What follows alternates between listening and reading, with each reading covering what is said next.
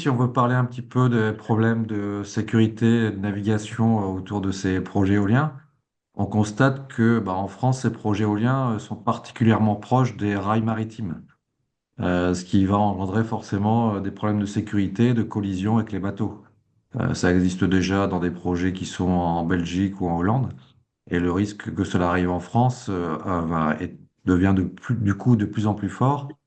Et si je prends l'exemple de Dunkerque, hein, dans lequel je suis plus particulièrement concerné, le projet est encore plus près. Il est juste à la limite du rail, enfin, de la limite de sécurité qui est de 10 kilomètres.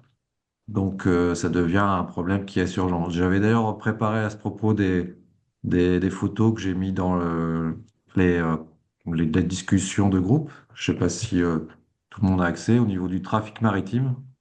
Si vous regardez cette photo du trafic maritime, on voit qu'il y a des rails qui sont bien définis sur toute la longueur de la Manche. Ceux qui sont Et en que, distanciel peuvent ouvrir le chat ouais, voilà, au niveau du chat. et on le transmettra avec le dossier à ceux qui sont présents. Ouais, voilà, donc c'est des photos assez parlantes hein, qui ont été fournies par le préfet maritime dans un document de 2016 qui montre la densité de trafic dans le rail maritime qui va de Brest jusqu'à Dunkerque.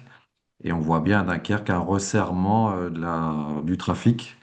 Et c'est pour ça que ça confirme l'idée que de mettre des projets éoliens aussi proches de ces rails, c'est quand même un risque qui est supérieur à ce qu'on peut voir sur d'autres projets, hein. Et il y avait aussi un autre document qui était les enjeux maritimes, où la préfecture précise qu'on a le plus long DST, et que ce DST est le plus fréquenté au monde en termes de densité de trafic. Donc il existe nulle part ailleurs au monde une densité aussi importante que dans ce couloir-là, que c'est une situation où on a une navigation qui se fait sous le vent et non pas au vent, contrairement aux pays voisins, qui a 72 000 déclarations de navires pour les deux voies. Je relis un petit peu le document. Qui a 42 navires de commerce qui se sont comportés en avarie ou restreint, c'était en 2014. Donc j'ai pas les chiffres depuis, mais ça fait quand même pas mal. Qu'il y a pas mal de trafic de bateaux, mais il y a aussi des convois qui sont parfois problématiques, puisque ça peut y avoir des transports de matières radioactives, des transports de produits pétroliers. Et il y a à peu près 400 transports, enfin, bateaux qui peuvent passer, enfin, qui étaient passés en 2014. J'imagine que ça a dû augmenter un petit peu. Donc voilà, il n'y a pas que du trafic commerce, il y a aussi du trafic de matières dangereuses, de matières qui peuvent être problématiques si jamais il y a une collision avec des éoliennes et qui font que ça apporte à nos arguments un appui supplémentaire pour dire qu'il y aura peut-être d'autres endroits où implanter ces projets sur d'autres zones, mais surtout pas en France, puisqu'on avait déjà, je pense, on en a déjà évoqué, on avait déjà largement de quoi satisfaire à la demande. Je veux bien faire un commentaire si c'est possible, puisque Oui, Gérard, vas-y. quand j'ai fait cette carte, je l'ai faite pour répondre à l'enquête publique sur à Fécamp Grand Large. Et je m'aperçois qu'aujourd'hui, quand on a eu la présentation de l'état du champ du projet en juillet à Fécamp, l'Adréal qui était chargé de répondre aux questions, quand je leur ai redit, on vous a demandé de savoir comment vous allez traiter le risque, parce que on a besoin de savoir quel va être l'impact et le risque vis-à-vis des centrales nucléaires qui sont sur la même façade. Parce que je rappelle qu'on a arrêté la centrale de Paluel il y a quelques années, quand il y avait eu quelques algues vertes qui étaient rentrées dans le circuit de refroidissement. Et donc, on sait que c'est un vrai problème. S'il y a une marée noire qui arrive dans la Manche, on arrête la centrale qui est pas très loin parce qu'elle serait un danger public. Et aujourd'hui, l'Adréal répond rien. Ils répondent avec un peu d'humour en disant qu'en 2035, le problème risque de ne pas se présenter parce qu'il n'y aura plus d'énergie fossile. Donc ça frise le scandale, à mon avis. Merci Gérard. Donc merci à Florent. Donc Florent est le président de Vent debout 59, qui est l'association donc qui se bat sur Dunkerque. Et Gérard est l'association des Petites Dalles, qui était aussi représentée ici par Cécile Dutreil. Merci aux Petites Dalles d'être là. Et on va passer la parole tout de suite donc à Eric Sartori. Donc attends, je reprends ça, je vais remettre les slides comme il faut. Tu peux prendre celui-là. Sinon...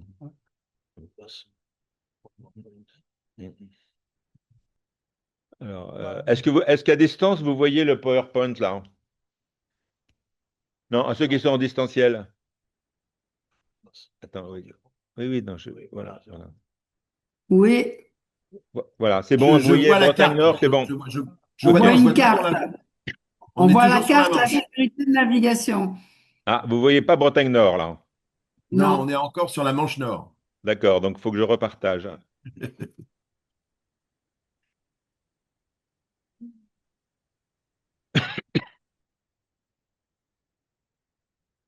Et là, c'est bon? C'est bon, c'est Addition. bon. Ok, vas-y. Voilà, donc Éric Sartori, pied bien préserver l'identité environnementale de la Bretagne et des îles contre l'éolien en mer. Et on va vous parler appel d'offres éolien en mer et de ce qui s'y passe.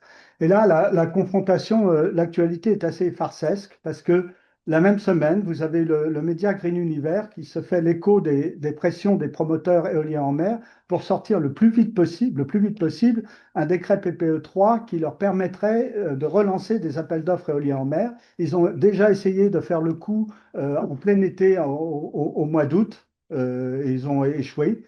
Et cette même semaine, vous avez eu l'Académie des technologies qui publie un avis intéressant sur la PPE 3, dans lequel elle mentionne spécifiquement les appels d'offres éoliens en mer. Et elle exprime, je cite, sa perplexité sur la confrontation entre ce qui se passe au Royaume-Uni et en France. Au Royaume-Uni, les tarifs des appels d'offres pour le posé éolien en mer, c'est 130 euros du mégawattheure. En France, les estimations d'EGEC, c'est 60 à 80 euros du mégawattheure. Pour le flottant, au Royaume-Uni, c'est 313 euros du mégawattheure. En France, les estimations de la DGEC, c'est 73 à 120 euros du mégawattheure. Alors, l'Académie des technologies se pose des questions et elle dit qu'elle serait souhaitable qu'il y ait une totale transparence des résultats des appels d'offres de la CRE. Et je suppose qu'en langage académicien, c'est quand même une critique assez violente de ce qui se passe et on va essayer de vous expliquer ce qui se passe. Donc, qu'est-ce qui se passe avec les appels d'offres éoliens en mer? Alors, suivant. Attends, je vais sur la suivante. Donc là, la suivante, c'est sur le, le premier appel d'offres historiquement, qui est Saint-Brieuc. Alors, Voilà, histoire édifiante des tarifs de Saint-Brieuc. Donc, comment ça s'est passé? En 2012, Iberdrola a obtenu l'appel d'offres de Saint-Brieuc à 200 euros du mégawattheure. 200 euros du mégawattheure. Alors, ce premier appel d'offres éolien en mer, et premier problème, le Conseil d'État a jugé cet appel d'offres irrégulier parce que, mystérieusement, ce n'est pas le concurrent classé premier par la CRE qui a été sélectionné. Et du coup, il y a eu plainte et un concurrent évincé a dû être indemnisé. Bon, donc ça a commencé assez mal, mais continuons.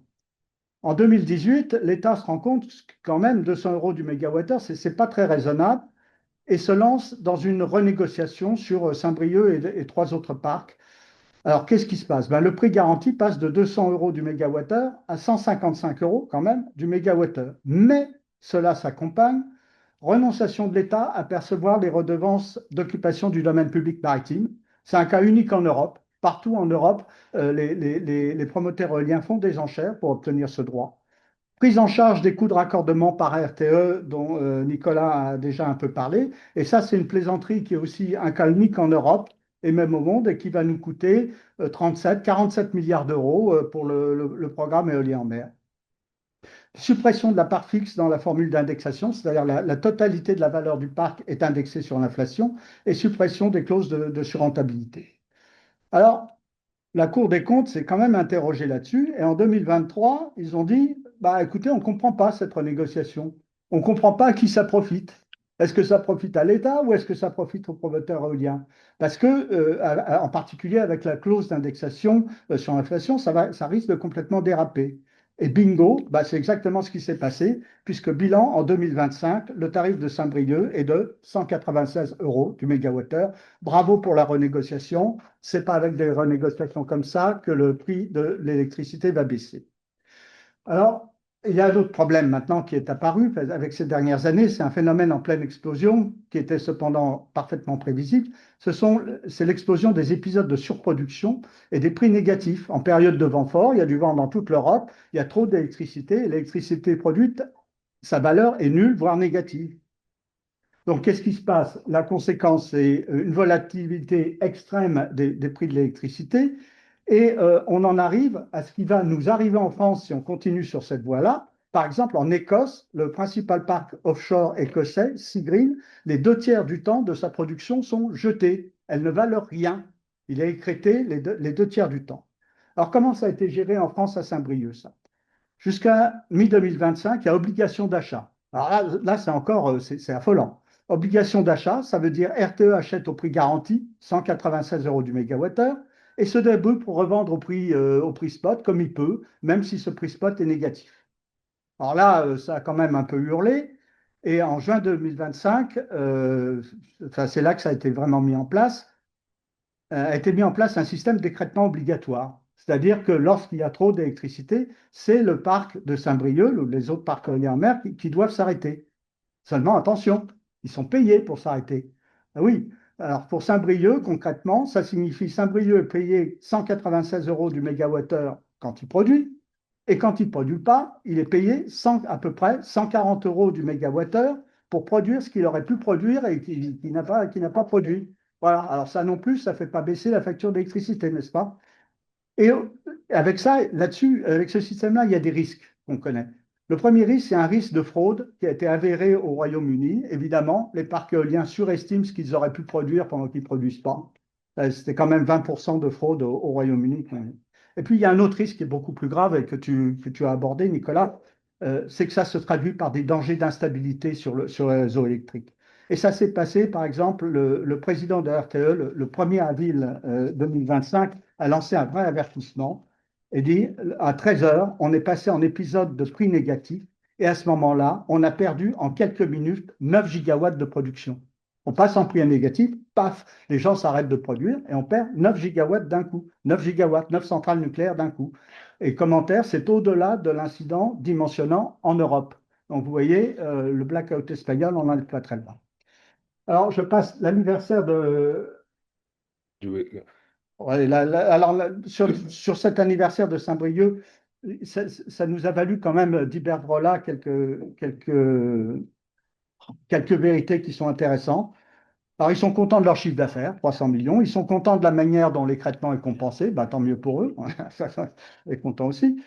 Mais ce qui est surtout inattendu et intéressant, parce que du point de vue de la confraternité entre promoteurs éoliens, c'est assez intéressant, Iberdrola s'est exprimé sans fil sur l'éolien flottant qui nous intéresse en Bretagne Sud. Et qu'a dit Iberdrola? Iberdrola a dit, pour le premier appel d'offres commercial AO5, donc Bretagne Sud 1, attribué à Penavel, il est permis d'avoir des doutes sur la viabilité.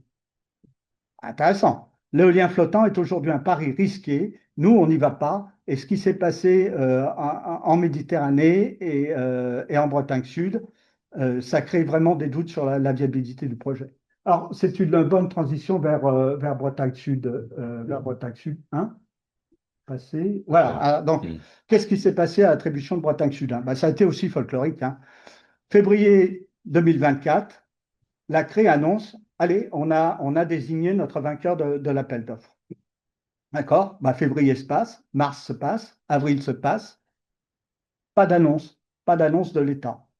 Alors, qu'est-ce qui s'est passé? Ce qui s'est passé, c'est que le candidat désigné par la CRE n'a pas déposé son dépôt de garantie. Au dernier moment, il a calé.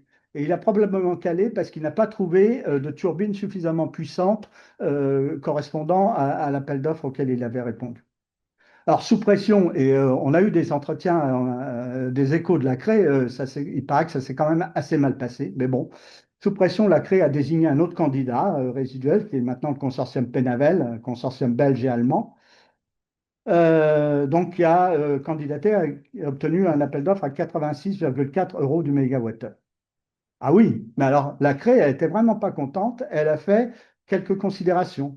Elle a dit, il y a un critère relatif à la robustesse du montage contractuel et financier, on juge qu'il est insuffisant. On juge qu'il devrait nous permettre d'éliminer des candidats et il ne le permet pas. Quand on voit les difficultés du consortium gagnant de Pennavel, effectivement, ça peut être un problème. La CRE fait une autre marque. Tout se passe comme si les développeurs n'escomptent pas de freins technologiques sur la puissance des machines. Alors, des choix technologiques, des machines à plus de 20 gigawatts, à plus de 20 mégawatts, ça n'existe pas. Et la CRE met en doute la faisabilité technique. Et enfin, des hypothèses trop favorables sur le prix de l'électricité, une rentabilité globale qui est calculée par les promoteurs de projets et qui est complètement artificielle. Donc, voilà, de l'éolien flottant à 86,4 euros du mégawattheure, comment ça peut fonctionner? Eh bien, comme Iberdrola vous l'a expliqué, ça ne fonctionnera pas et ça ne fonctionnera qu'avec des subventions massives. Alors, ce qui concerne Bretagne Sud, l'aide d'État, c'est d'abord 2 milliards, un peu plus, même de 2 milliards d'euros pour 13 éoliennes de Bretagne Sud 1. Puis ensuite, ça sera 11 milliards d'euros pour 3 parcs éoliens flottants, dont Bretagne Sud 2 et 2 parcs en Méditerranée. Hein. On en est à 13 milliards d'euros. Aide d'État, c'est d'aide de l'État français, validée par la Commission européenne, mais c'est des contribuables français.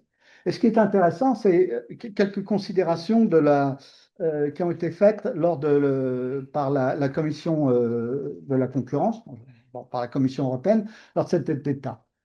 La première vérité est dit, si on accorde cette aide d'État, eh ben, c'est parce que sans cette aide d'État, le projet ne se ferait pas. Donc c'est clair, c'est clairement dit, ces projets-là ne sont pas rentables, ils ne fonctionnent pas qu'avec du vent, ils fonctionnent avec des subventions et avec des subventions massives.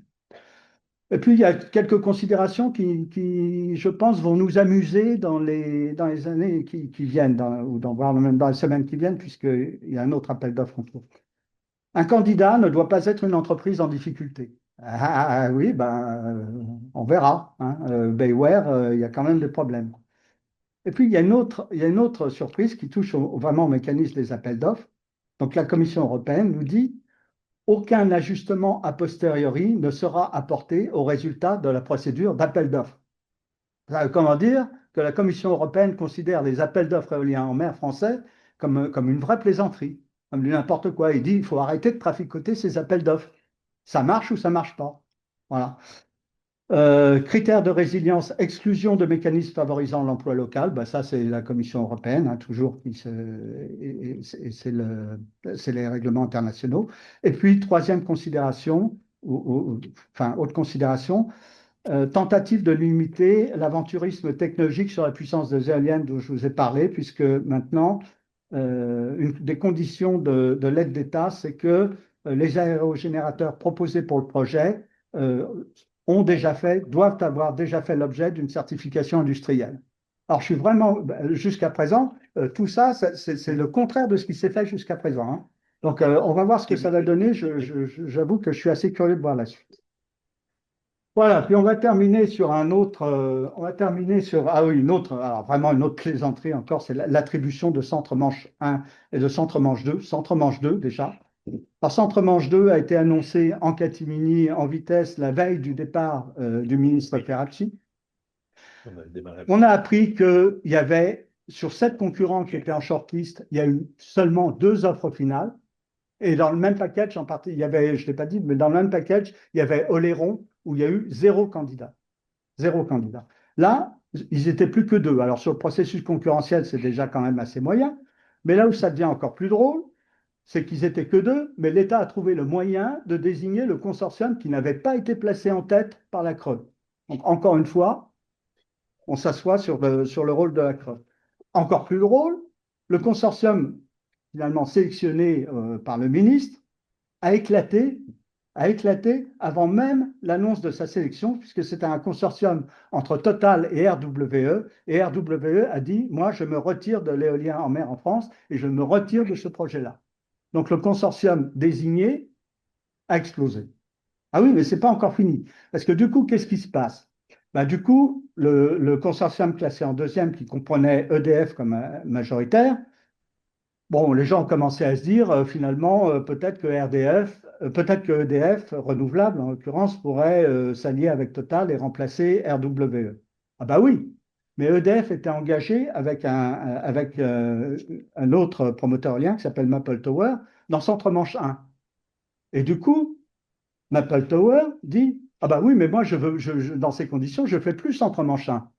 Donc, ils ont fait exploser deux consortiums d'un coup avec leur mode de désignation. Ah, c'est bien. Voilà, la CRE a fait les mêmes remarques que d'habitude, c'est-à-dire des hypothèses productives, des hypothèses de revenus complètement fantaisistes. Et puis, le dernier point sur lequel je voudrais insister, le tarif de Centre-Manche 2, c'est 66 euros du mégawattheure. On ne sait pas comment ils arrivent à ça, mais enfin bon. Et Centre-Manche 1, c'était 44,9 euros du mégawattheure. Et ce chiffre de 44,9 euros du mégawattheure, qui est intenable, intenable, il a été annoncé au moins 3 fois comme référence pour l'éolien posé par le ministre Ferracci devant l'Assemblée nationale et par le Sénat, et même repris par Bayrou. Non, c'est pas sérieux, et c'est tellement pas sérieux que EDF a annoncé qu'il remettrait en cause ce tarif de Centre-Manche 1, voilà, qui a servi d'exemple. Alors, pour mémoire, la CRE était très critique aussi sur Centre-Manche 1 en disant, c'était assez amusant, les prix bas sont une bonne nouvelle pour les finances publiques, sous réserve que ça soit soutenable sous les porteurs de projets. Voilà, et il faut parfois lire les rapports de la CRE, je vous assure, c'est très amusant. Merci. Merci. Alors, ce que vient de décrire Eric, quand même, bon, ayant travaillé pendant 18 ans dans les services publics, je pense que c'est absolument scandaleux. Parce qu'en fait, on manipule les appels d'offres en mettant des prix plafond très bas, inatteignable, et ils vont négocier derrière. Donc en fait, c'est pour lancer le projet et en négocier, et ça, je pense que ça, la Cour de justice, voilà, on pourra en parler, mais je pense que c'est des choses très sérieuses, et on a la chance d'avoir un ancien président de l'Assemblée nationale qui était avec nous il y a un an, qui n'a pas pu venir aujourd'hui, Bernard Accoyer, qui va être vraiment à cheval là-dessus, et qui a déjà interpellé plusieurs fois Madame Bargon, et je pense que Madame Bargon a du souci à se faire. Bien, Alors, on va à toi. passer au suivant. On va passer à la façade atlantique. Donc, sur la diapo à gauche, vous voyez qu'il y a déjà, d'abord sur la façade atlantique, il y a deux centrales électriques qui sont déjà en fonctionnement, qui sont construites, qui sont en fonctionnement à l'estuaire de la Loire, donc Saint-Nazaire au nord et Lieu-Noirmoutier au sud. Mais il y a effectivement en projet Bretagne Sud, Golfe de Gascogne, Oléron, etc. Alors je vais juste vous parler d'une expérience particulière sur Saint-Nazaire. Donc vous voyez où est situé le site de Saint-Nazaire et il est situé sur un plateau rocheux que vous voyez un peu en blanchâtre là, à proximité de deux zones particulièrement riches en biodiversité. D'un côté, le plateau du Four, qui est d'ailleurs classé Natura 2000, et de l'autre côté, le plateau de la Banche, sur lequel il y a un phare, qui nous a permis de montrer que le phare qu'on voyait avant que les éoliennes soient construites, maintenant on ne le distingue même plus, parce qu'il est tellement petit, hein, il fait 30 mètres de haut, alors que les éoliennes en font 180.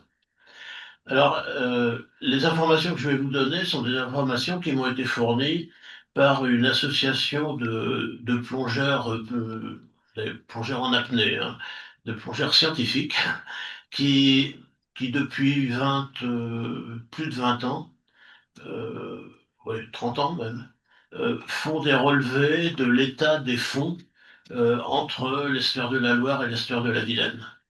Et alors, là, sur la diapo suivante, vous voyez la Manche. Donc, sur la diapo suivante. C'est la Manche, ouais. Oui, c'est bon.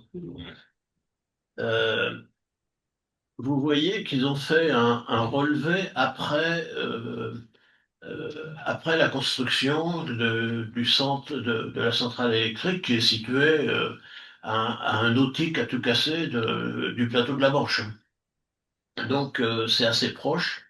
Et qu'est-ce qu'on observe régulièrement en mer? Et ça, faut bien l'avoir en tête. Quand on modifie la biodiversité de la mer, euh, elle ne revient jamais à l'identique. Elle est tout de suite occupée par des espèces invasives ou opportunistes. Typiquement, là, vous voyez qu'il y a des moulières qui se sont créées. Et puis, il y a les laminaires. Bon, les laminaires, c'est ce qui permet d'avoir des habitats sur les plateaux rocheux. C'est donc le début de toute la chaîne trophique. Et ce que vous voyez en gris là, en, tout à fait en bas, mais également en plein milieu, c'est finalement les laminaires qui ont disparu. Et pourquoi ils disparaissent, les laminaires? Ben, c'est parce que dès qu'il y a une forte densité d'alluvions portées par, soit par l'estuaire, soit par les travaux, ben, ça étouffe les plantes et à ce moment-là, bah, les laminaires disparaissent. On en est actuellement dans la baie de la Baule, enfin devant la baie de la Baule, on en est actuellement à tenter de replanter les laminaires qui sont développés en Bretagne Nord et qu'on transporte et qu'on va implanter pour essayer de voir si on peut repeupler tout ça. Il y a 90% des laminaires des rochers devant de cette côte-là qui ont disparu. Alors, il y a un phénomène aussi assez curieux qui s'est passé, c'est qu'on a observé tout d'un coup une présence d'oursins qui a fortement augmenté sur la côte. Alors, les oursins, ils ont un inconvénient pour les fonds marins, c'est que ce sont des brouteurs d'algues. Et donc, quand les oursins sont passés par là, derrière, il ne reste plus que des rochers sans rien dessus. Et s'il n'y a rien dessus, il n'y a pas d'habitat, il n'y a pas de nourricerie pour les reproductions, et ainsi de suite, quoi. Alors, il se trouve que les oursins, leur prédateur, c'est les crustacés. Sauf que quand on a fait les travaux avec du battage donc, on a foré 30 mètres, de 25 à 30 mètres en profondeur dans le sol, pour enfoncer des pieux, alors pieux entre guillemets, hein, ça fait 7 mètres de diamètre. Euh, ça a eu pour effet, premièrement, de disséminer beaucoup de matière, donc de pacifier l'eau et donc de réduire la croissance des algues, mais aussi les bruits de battage ont fait que tous les crustacés sont partis, et notamment on a eu une recrudescence du côté du plateau du Four, où là on pêche du homard et du crabe à tire-larigot, hein, mais il y en avait plus du côté de la Branche et dans ce coin-là, et il y en avait plus à la côte. Et il y en avait plus, non seulement parce que les crustacés s'étaient déplacés, mais aussi parce qu'on a eu on a eu un apport de poulpes. Et les poulpes, c'est les prédateurs des crustacés. Donc vous voyez la chaîne, quand on touche à quelque chose à un endroit donné, ça a des conséquences comme ça. Je crois que c'est une bonne illustration que on peut pas jouer avec la biodiversité dans la mer, d'autant plus que la mer, c'est quand même la première ressource de l'humanité.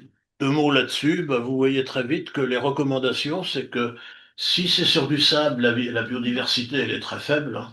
Donc, alors ça, c'est les scientifiques qui n'ont pas d'intérêt économique et de réflexion économique sur le sujet, hein, c'est en fonction de leurs propres observations.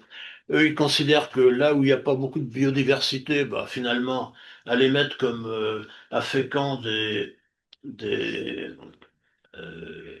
des bases, j'ai perdu le mot, des gravitaires, des grosses bases posées, même s'il y a un arasement du sol qui est quand même pas négligeable, c'est, comme ils disent, c'est à la limite acceptable.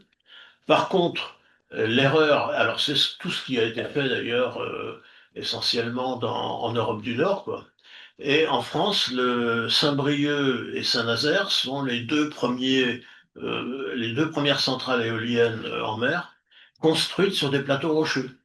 Et Vieux-Noirmoutier, c'est pareil, puisque Vieux-Noirmoutier et Saint-Nazaire, c'est la même base d'un plateau rocheux qui est calcaire, donc qui a été sculpté par la houle.